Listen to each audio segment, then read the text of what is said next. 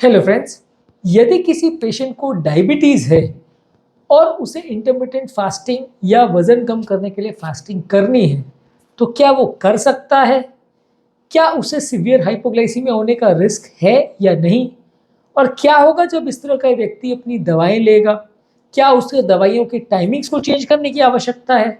ये सब इश्यूज़ को डिस्कस करेंगे क्योंकि ज़्यादातर जब कभी भी डायबिटिक पेशेंट हमारे पास आता है पूछने के लिए कि मैं इंटरमिटेंट फास्टिंग कर सकता हूँ या नहीं, हमारा जवाब बहुत ज़्यादा कन्फ्यूज़ होता है।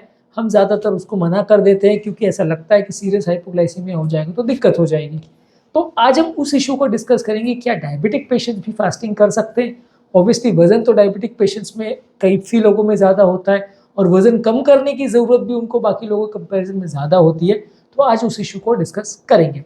टॉपिक पर जाने से पहले जो लोग हमारे चैनल पर नए हैं, उन्हें रिक्वेस्ट करूँगा कि चैनल को सब्सक्राइब करें, वीडियोज़ को लाइक और शेयर करें। किसी भी और बीमारी की तरह हम हमेशा ये कहेंगे कि जब कभी भी आपको कोई बीमारी है और आप कोई बड़ा हेल्थ डिसीजन लेना चाह रहे हैं, तो अपने डॉक्टर के साथ डिस्कस करना आवश्यक है क्योंकि हर व्यक्ति की रिक्वायरमेंट्स और हर व्यक्ति की बॉडी टाइप सब कुछ अलग होता है, जो कि आपके केस में आपका डॉक्टर बेटर समझ सकता है, जो आपको ट्रीट कर रहा है।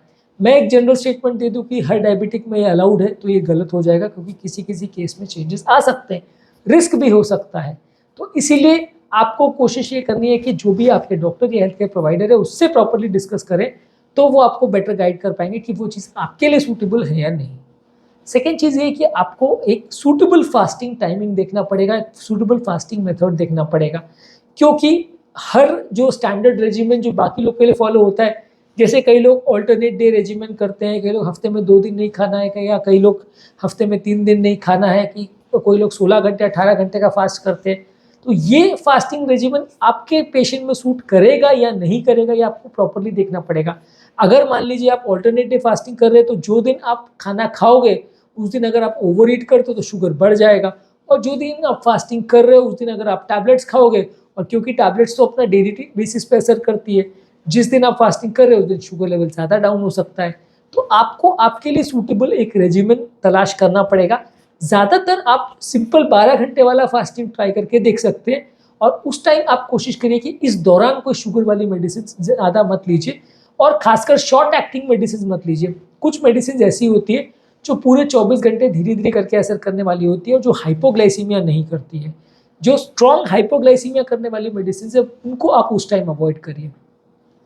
कुछ मेडिसिन मतलब जिनका इफेक्ट ये है कि 2-4 घंटे में बहुत सीवियर शुगर डाउनफॉल करती है और 4-6 घंटे में उनका इफेक्ट चला जाता है, जैसे कि खासकर सल्फोनाइल, ग्लिमिप्राइड, गिल्बेनक्लेमाइड, इस तरह की मेडिसिन जो है, ये आपकी शुगर लेवल जल्दी ड्रॉप करती है। तो ये मेडिसिन को आप उस टाइम पे अवॉइड करिए जब आप फास्टिंग कर रहे हो, क्योंकि उस समय तो आप खाना खाने नहीं वाले, और यदि आपने उस टाइम पे शुगर की मेडिसिन ली तो शुगर जल्दी ड्रॉप हो जाएगा। इसके अलावा शॉर्ट एक्टिंग इंसुलिन को भी उस समय अवॉइड करिए, मतलब जो 2-4 घंटे में असर करने वाला इंसुलिन उसको उस टाइम पे मत लीजिए, नहीं तो शुगर ज़्यादा ड्रॉप हो जाएगा। लॉन्ग एक्टिंग इंसुलिन जो कि 24 घंटे में धीरे-धीरे असर करता है, उसको आप फिर भी ले सकते हो। अपने डाइटिंग शेड्यूल्स को धीरे-धीरे करके बढ़ाइए, यानी कि पहले आप 8 घंटे का फास्टिंग करिए, ये देखिए कि नींद के समय, सोते समय हाइपोग्लाइसीमिया तो नहीं होता है। फिर उसको 10 घंटे करिए, फिर 12 घंटे करिए, धीरे-धीरे करके 1-1 महीने में शुगर लेवल्स के हिसाब से कंटिन्यूअस आपकी कंडीशन को देख के हाइपोग्लाइसीमिया के एपिसोड्स हो रहे हैं या नहीं हो रहे हैं, ये सब चीज़ों को देख के आपका फास्टिंग को बढ़ाइए। एक बार में सीधे ही आप डायबिटिक हो और आपका शुगर लेवल्स बहुत फ्लक्चुएट करता है, आप सीधे 16-18 घंटे का फास्टिंग करते हो, तो आपके लिए थोड़ा रिस्की हो सकता है, आपकी बॉडी इसको टॉलरेट ना करे, ऐसा हो सकता है, खासकर जब आपकी बॉडी में बहुत स्ट्रॉन्ग मेडिसिन चल रही हो तो। इसके अलावा जिन लोगों को भी शुगर के बहुत फ्लक्चुएशंस होते हैं, कुछ लोग जिनको ब्रिटल डायबिटीज़ होती है, जिनका शुगर 200 चला जाता है, फिर 80 चला जाता है, फिर 250 चला जाता है, फिर 70 चला जाता है, बहुत ज़्यादा फ्लक्चुएटिंग जिन लोग का डायबिटीज़ होता है, बहुत कम केसेस में होता है, ऐसा सब केस में नहीं होता है, उन लोग को अवॉइड करना चाहिए, क्योंकि वैसे केसेस में आप कोई भी फास्टिंग रेजिमेन अगर प्रॉपर्ली करोगे तो आपको सही से मैनेज करना मुश्किल पड़ेगा। जिनका रेगुलर डायबिटीज़ है, जिसमें कंट्रोल करना इतना मुश्किल नहीं है, और जिनका रेगुलर डायबिटीज़ है जहाँ इतना फ्लक्चुएशंस नहीं आ रहे हैं, वहाँ आपको इतना दिक्कत नहीं आएगा। पर जहाँ बहुत ज़्यादा फ्लक्चुएशंस आ रहे हैं, वहाँ काफ़ी चांसेस है कि आप सडन हाइपोग्लाइसीमिया में जाएंगे, सडन हाइपरग्लाइसीमिया में जाएंगे, इससे आपको थोड़ा दिक्कत आएगी। नेक्स्ट इंपॉर्टेंट टिप है कि एक्सटेंडेड फास्टिंग स्पेल्स को मत करिए। कई लोग इंटरमिटेंट फास्टिंग में 2 दिन का फास्टिंग, 3 दिन का फास्टिंग, सिर्फ पानी का फास्टिंग, ऐसा भी करते हैं, वैसी चीज़ें मत करिए। यदि आप एक्सटेंडेड फास्टिंग करते हैं और आपको डायबिटीज़ है, और खासकर तब जब आप स्ट्रॉन्ग मेडिसिन पर हैं और रेगुलर ले रहे हैं मेडिसिन, तो आपको दिक्कत हो जाएगी। नेक्स्ट इंपॉर्टेंट टिप है कि शुगर को रेगुलर मॉनिटर करिए। यदि एक्चुअल में आपको लग रहा है कि शुगर लेवल्स बहुत ज़्यादा ड्रॉप हो रहे हैं तो फिर उस समय की मेडिसिन को स्किप कर दीजिए या डॉक्टर से पूछ करके अपने डोज को कम कर दीजिए। ऑब्वियसली जैसे जैसे आप फास्टिंग करोगे आपका बॉडी का वेट कम होगा, बॉडी की इंसुलिन की रिक्वायरमेंट्स और टैबलेट की रिक्वायरमेंट्स भी कम हो सकती है।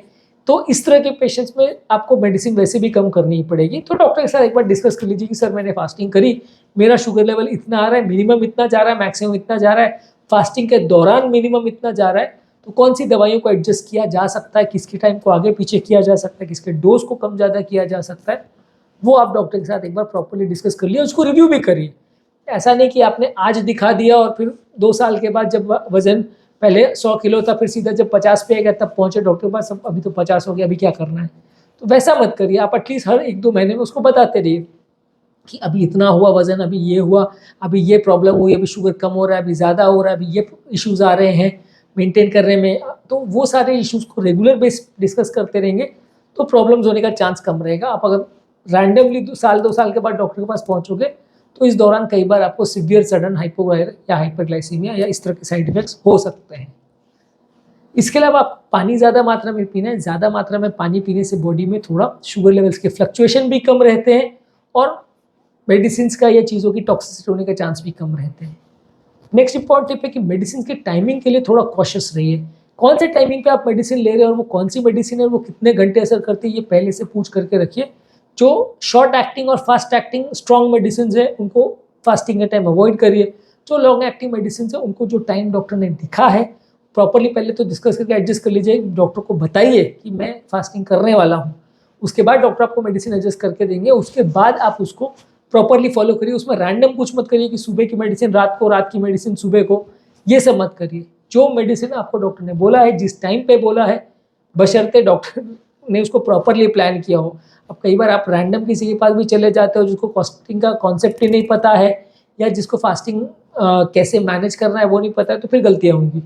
पर अगर कोई अच्छा डायबिटोलॉजिस्ट है या अच्छा फिजिशियन है या अच्छा कार्डियोलॉजिस्ट है या कोई भी एंडोक्राइनोलॉजिस्ट है, वो आपको प्रॉपर उसको एडजस्ट करके देंगे और उसको टाइमिंग को आपको प्रॉपर मैनेज करना है।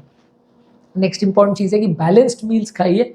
आपको संतुलित आहार लेना है और ज़्यादा उसमें साग सब्जी, प्रोटीन्स और इस तरह की चीज़ें लेनी है तो शुगर फ्लक्चुएशंस कम होंगे। यदि आप ज़्यादा शुगर की और ज़्यादा रिफाइंड कार्बोहाइड्रेट्स लेंगे तो शुगर फ्लक्चुएट ज़्यादा होगा, डॉक्टर को मैनेज करना मुश्किल होगा।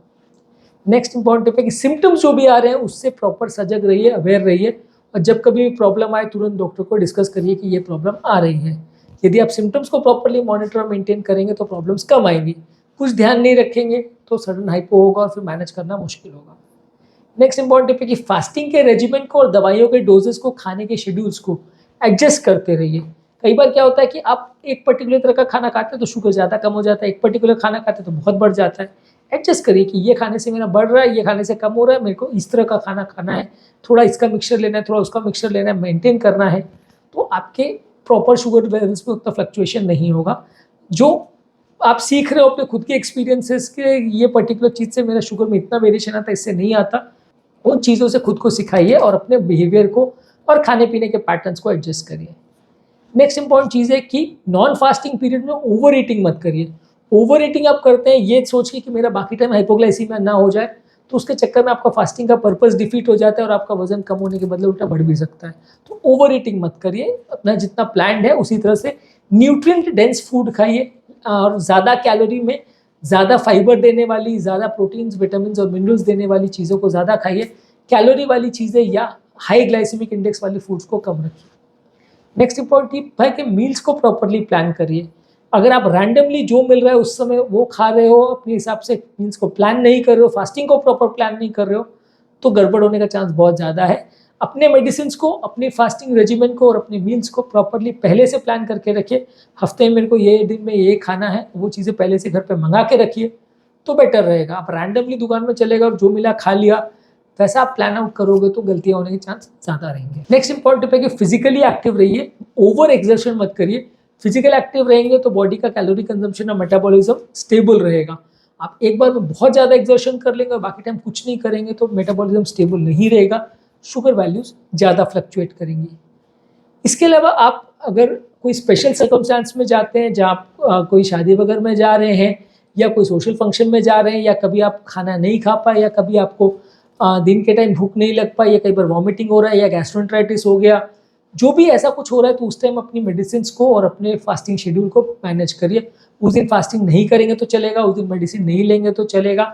अगर पार्टी वार्टी में जा रहे हैं तो ज़्यादा मेडिसिन लेना है, तो इस तरह से अपनी चीज़ों को एडजस्ट करिए।